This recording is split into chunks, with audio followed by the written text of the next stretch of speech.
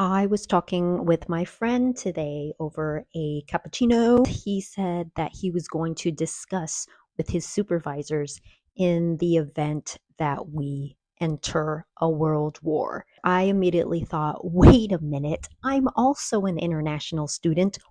Why haven't I thought about this? This is what got me thinking about releasing this video. I felt this could be helpful sooner than later. Content warning, we are talking about war, evacuation, trauma. I am not an expert. I just did a bunch of research to inform myself and am letting you know what I had come up with. If it's your first time here, I'm Xanthe, the feral academic, where we are honest, feral, and anti-bullshit. First, I looked at what international students did when Russia took over Ukraine, and I had come across some helpful guidance. There was one student who was posting on TikTok about her whole experience. That can be a good thing to do if you're sharing information. So be careful about what you read and what you pass on. Make sure you're thinking about, is this true or does this have an agenda? I also feel like you don't need to share everything. Practice safety and what you feel comfortable with. But at the same time, social media can be very powerful as far as like getting the truth across to the right people. First thing, if a war breaks out, immediately contact your embassy or the consulate. I'm an American citizen. The US Embassy is in London. I have months ago already signed up for STEP notifications that you can get through email or text about anything that you need to be aware of in the country that you're in. Have the emergency contacts from the embassy. They usually have a helpline in your phone. So if something comes up, you have immediate access to just call them and figure out what's going on and what you can do. Keep in touch with your family and loved ones, friends, the ones that you very much trust. Check your university's crisis instructions. Unfortunately, I'm trying to be very diplomatic when I say this. I find that sometimes the universities in general can be quite lacking in terms of supporting students. I will give them benefit of the doubt that maybe they will hopefully be better when there's an actual world war breaking out, that they'll be more responsive and responsible. Do not think that they are going to be your first resource of support. I would definitely consider them. Don't rely on one resource. That's what I'm essentially saying, is don't count on just one group or one person. Depending on the severity of the war, there might be cases of where you can try and continue school online and just go home. Can you even focus? But there have been situations in the past where horrible things have been happening. It was still an option to continue in a much safer environment. Continue to check on the news. As I repeat again, make sure you check accurate sources, or at least check many and see what is actually sticking. There was a study that said that students usually rely on social media for their news, like Instagram, TikTok, X, and that is not great because that is algorithm. I would recommend actual news sites. That's a very controversial subject in itself. Continue to get information from your government as to what they are doing, what they are communicating to citizens. You want to stay informed. Information is highly important during this time.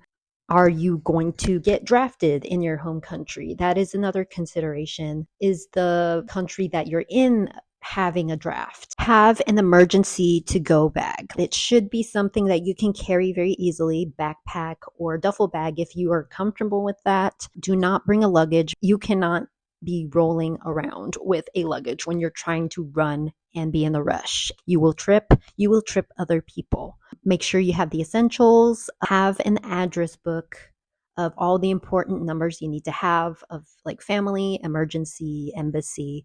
Your phone may die. Have one copy of that hard copy address book and then have another copy because you might lose the original one. I read that you should always at least make sure your phone is on 50% at all times.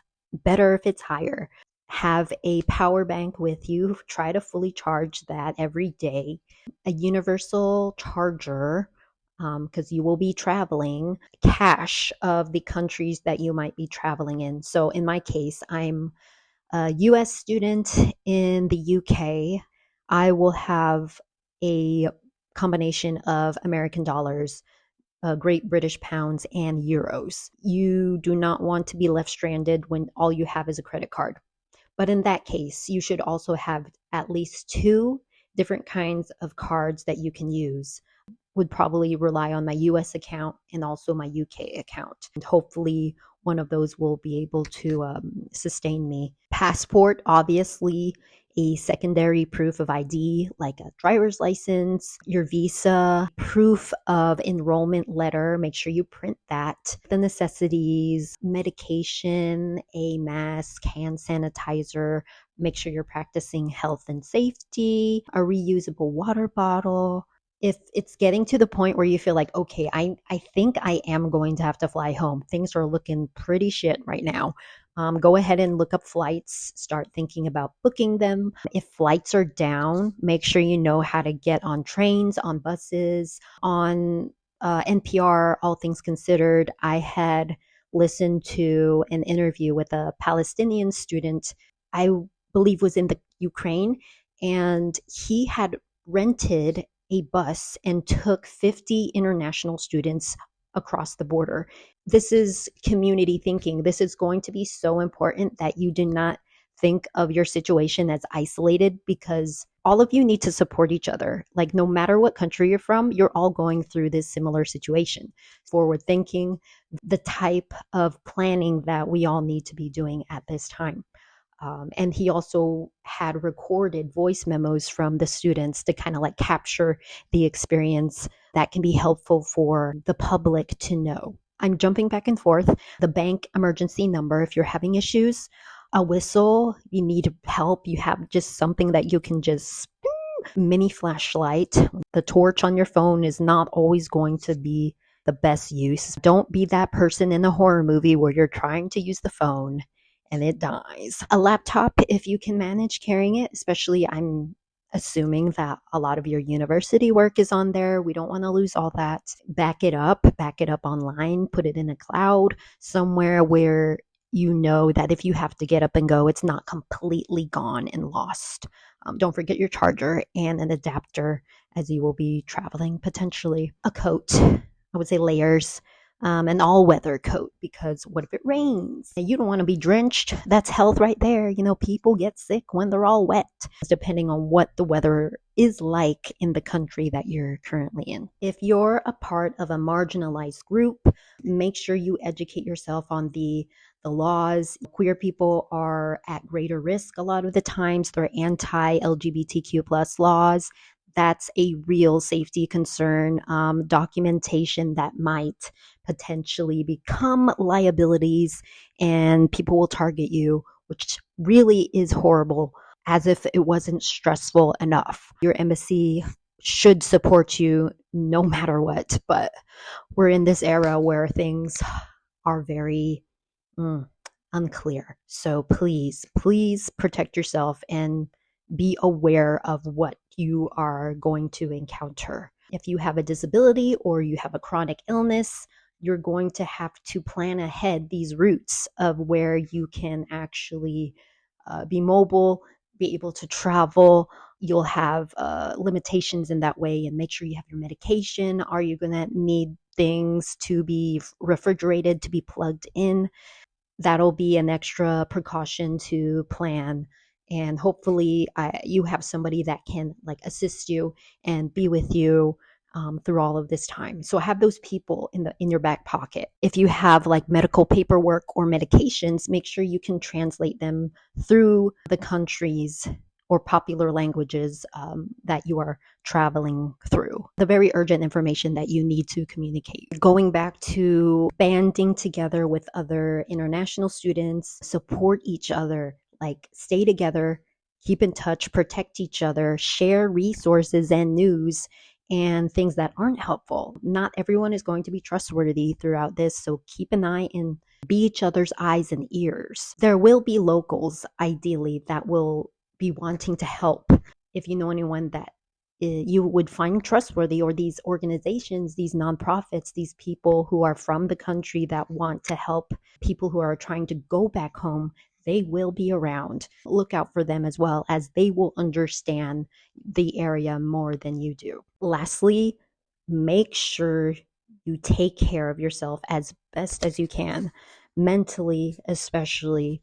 Like, we've gone over the physical health and making sure that you're taking care of everything as far as like avoiding sickness and temperature, but mental health is extremely important. It's going to be a lot. Right now, the world is already a lot. You need to find ways to ground yourself, whether that be just like a mantra or like breathing that you do or something. It's going to be very hard, and you have to be practicing self-awareness so you're able to, as much as possible, prevent being overwhelmed. Even though it will be overwhelming, be understanding of yourself, because the world is going through a wholly traumatic moment. You having a struggle to function is a completely normal reaction to an abnormal situation. So be kind to yourself. And at the end of the day, there is nothing more important than your safety and well-being